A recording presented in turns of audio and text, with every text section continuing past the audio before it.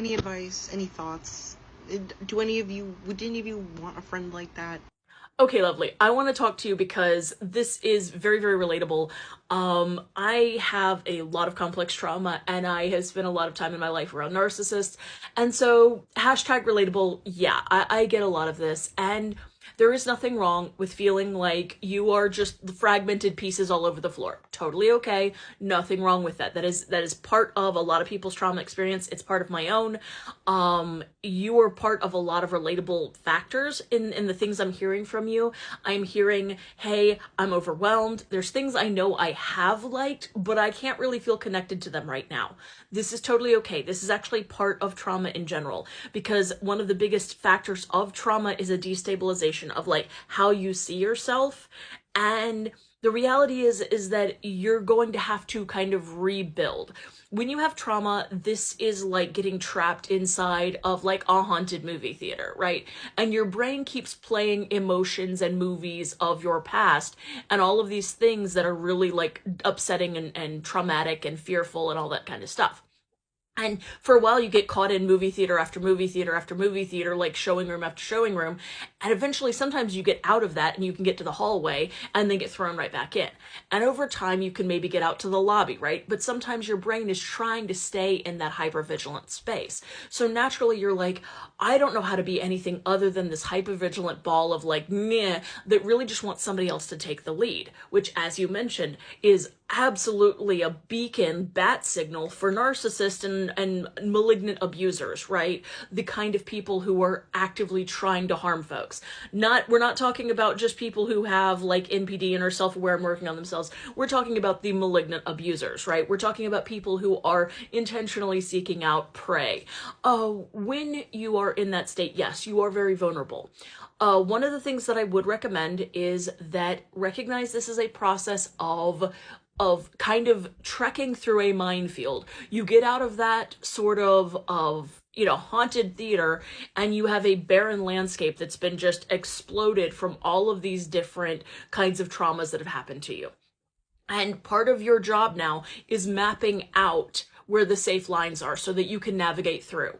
And sometimes you're going to get magnetically sucked right back into the movie theater again, right? This is how this happens. This is part of trauma because it's getting your brain to move past these burned pathways that are going to like default like a freaking interstate. Your brain wants to go on the one that it's very familiar. And when you're traumatized, those pathways are burned in really intensely. So you're trying to grow pathways outside of that trauma. You're trying to get out of that movie theater, but it takes time. So sometimes you're creating that little new neural pathway and you get sucked right back into the movie theater.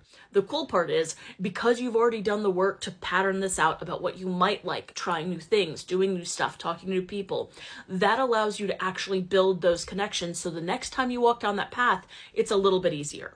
And you may push yourself a little bit further and you may end up right back in the freaking movie theater. This is okay. This is normal. Now, how do we make friends while we're still as fucked up in the heads as we are?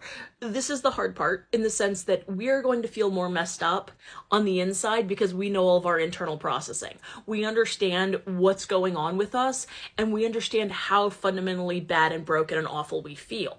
People on the outside are not perceiving that nearly as much as we are.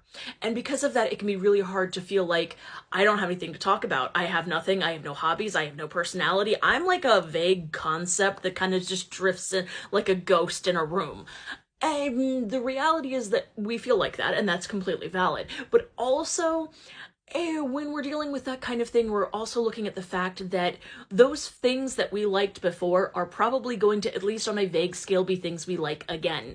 We just can't feel connected to them right now. We're dissociated from that original sense of self because of the trauma. Now, one of the things that you can do is explore some of those things, but you don't need to do it compulsively. Most people who say on like, connection apps or dating or things like that, most of them are looking to kind of have a vague idea of what you like. So if you go, yeah, I've been really into anime, but I'm looking for something new right now. So you can be like, I've been into this group or this kind of thing, but I'm kind of searching for something new. I want to make new connections. You can say, I really want to be the friend that like goes and does like chores with you or like runs errands with you.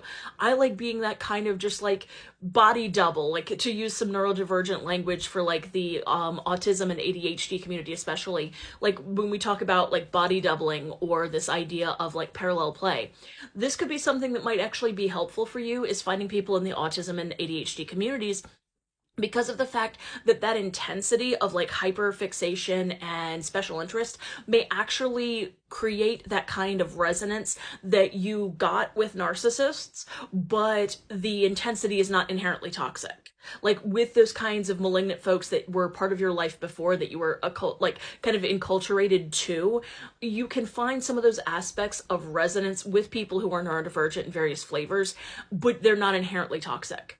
And that's not to say, again, that's not to say that every narcissist is inherently toxic, but that the type we're talking about are the malignant type. Those are the ones that are intentionally seeking you out when you're vulnerable. And learning to rebuild those boundaries and those pillars of self, learning to rebuild like your sense of self, map out that landscape and maybe plant some flowers, it takes time. But you are absolutely valid. You are absolutely worthy of having love and friendship and attention and validation exactly as you are right now. Those are important things for you to have, because we can't heal on our own. We absolutely are not capable of healing on our own. We have to have relationship with other people to help kind of churn and bring us into new ideas and new thoughts and new ability. And I highly recommend looking up post-traumatic growth. It's really important to understand, because post-traumatic growth is a really, really good factor of like the ways in which you have been broken down now give you a lot more freedom to make yourself into something you want to be.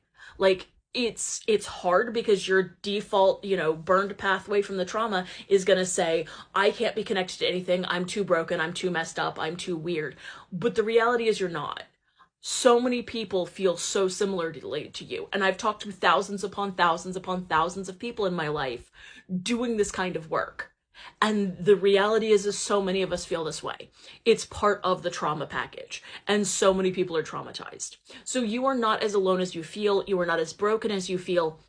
But those feelings are valid. Connecting in, figuring out a couple of like, hey, I've liked these things, but I'm exploring new options. I see that you like insert hobby interest area here. I'd love to learn more about it. Connecting in potentially with some of the neurodivergent community so you can kind of absorb people's special interests and hyperfixations in sort of a passive friendship way. That would also be something that maybe works for you. So feel free to ask me questions. I know this is kind of long, but I saw your video and it resonated a lot from my own trauma experiences as well as my professional work. So hopefully some of these points will help, and hopefully this will help you or maybe even other people who are watching it.